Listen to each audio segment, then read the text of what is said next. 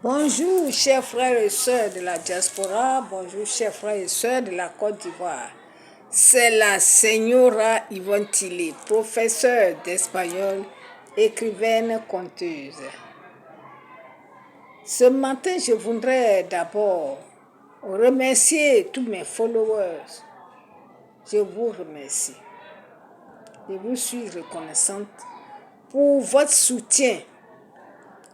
Que en cette année 2025, le Seigneur vous bénisse et vous comble de joie. Que la paix soit votre quotidien. Merci beaucoup. Aujourd'hui, je voudrais parler de M. Awa Domnilou.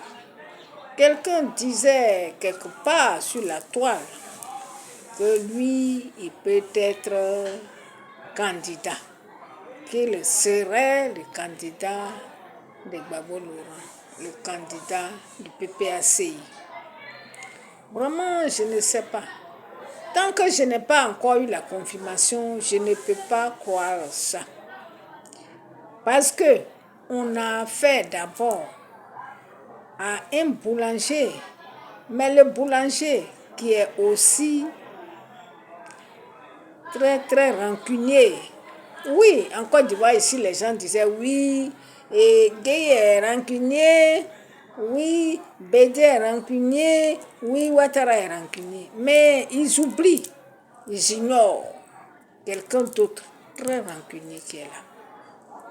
Pourquoi il ne peut pas prendre Dom Melo là comme le candidat du PPACI? J'ai ma petite idée. Il faut dire que une année au moment où le FPI était encore à l'opposition, ce monsieur a eu le malheur de créer un mouvement, un courant au sein du FPI, la Renaissance.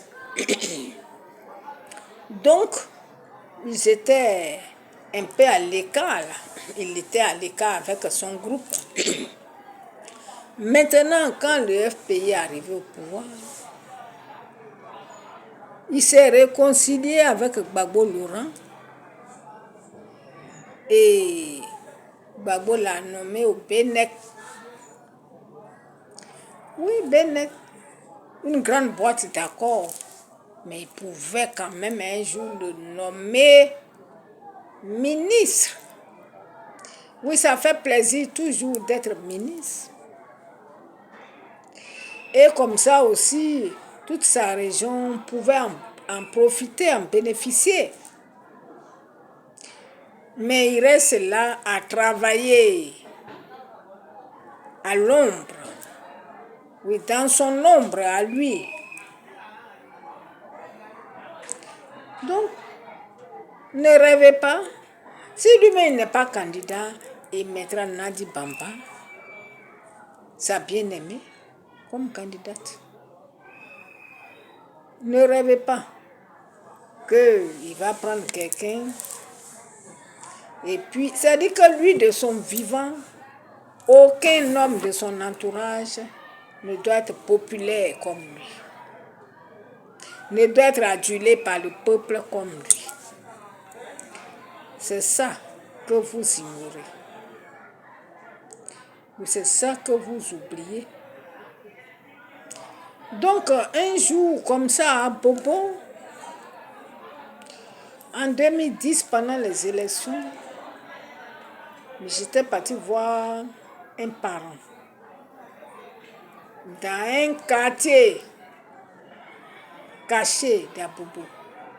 Et le monsieur, en voyant Awa Domnilou à la télé, il m'a dit, regarde, c'est ce monsieur-là qui nous a trompés. Lui, il a créé un mouvement, nous l'avons suivi, et après, il nous laisse, il va se réconcilier avec Gbagbo. Et le voilà, il est nommé, nous on est là. On nous connaît plus, on nous a oubliés.